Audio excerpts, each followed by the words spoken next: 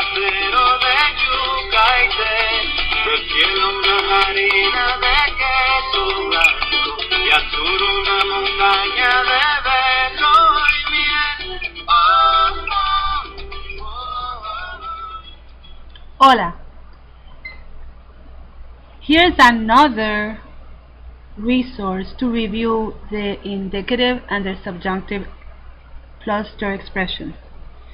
Remember, in class I indicated that I will have for you a worksheet available to look at these different expressions by categories. But let's review a little bit of what we've done in class. First, remember, the indicative is used to state facts and to express actions or states that the speaker considers to be real and indefinite. Contrary to the subjunctive that I've been repeating over and over, that is not a tense, but the subjunctive mood expresses an attitude towards event, as well as actions or states the speaker view as uncertain and hypothetical. Ejemplos: quiero ir a la playa. Indicative: yo quiero que tú vayas a la playa. That's the speaker's attitude towards the receiver, that he wants him or her to go to the beach with them. Remember that we started backward with our notes, and I gave the acronym WEIRD. Go back and review your notes. Right now, it will be a good idea that this worksheet you print so that you go along with my discussion, working on the different practices that will be provided in this particular worksheet.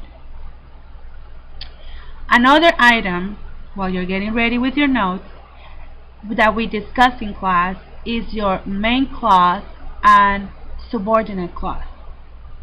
If you look at your notes, you probably remember them, that we made reference to them as independent clause and dependent clause. If you're looking at your notes, you should see the brackets that we created to look at each of those parts of your sentence.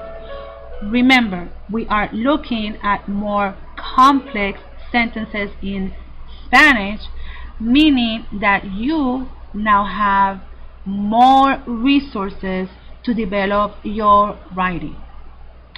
Let's look then at some of the expressions. But before that, so that you go along with your notes, let's look at some of the details described in class related to your sentences.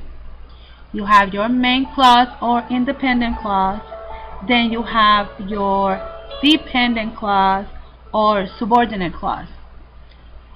I gave you the example of the first part, or main clause or independent clause, as if it was a great entrance of a queen and a king. Remember, that first part announces the use of the subjunctive. It's just flashing at you that the subjunctive part is coming up on your second part of the sentence. Don't forget that you have a connector, and that connector is que. Now, as described in class, you were suggested to review using Quizlet your expressions, and there are many expressions. Let's look at some of the categories. These categories should be matching your WEIRD acronym. You have verbs or expressions of will and influence. Here's some of those expressions: querer, preferir, sugerir, desear, rogar, pedir, necesitar, recomendar, insistir, prohibir, aconsejar, importar, mandar. Now, if you are ready, you should have a copy of this worksheet, and you should be matching the meaning with the verbs of will and influence. You should pause right here as you're working on your exercise and match them. Remember, you also have Quizlet, that is a great resource to check your answer. Other expressions, some impersonal expressions, like es bueno que, es mejor que, es malo que, es importante que, es necesario que, es urgente que. Remember, our vocabulary related to health will probably use es urgente que, and probably is importante que. You've seen those in some of the activities done in class. Again, these are some impersonal expressions.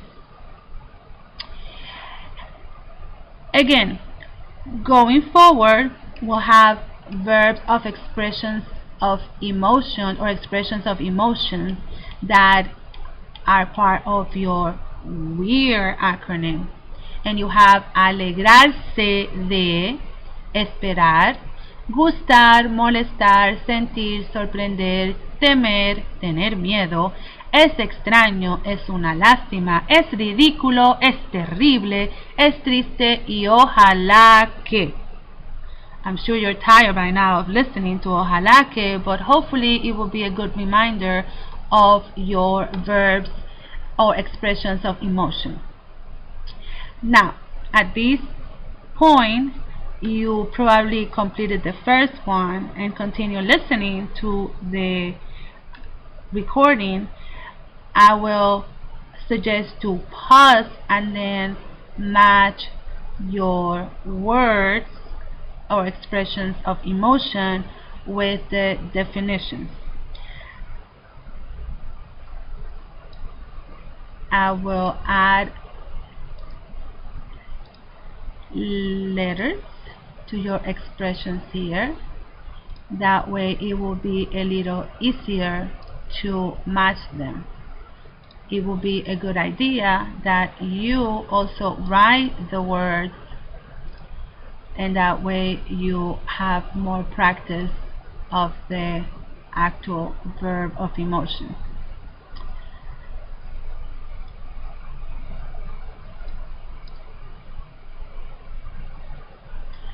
Done. So at this point, hopefully you pause and you are working on your matching. We will continue forward with expressions of doubt and disbelief or denial.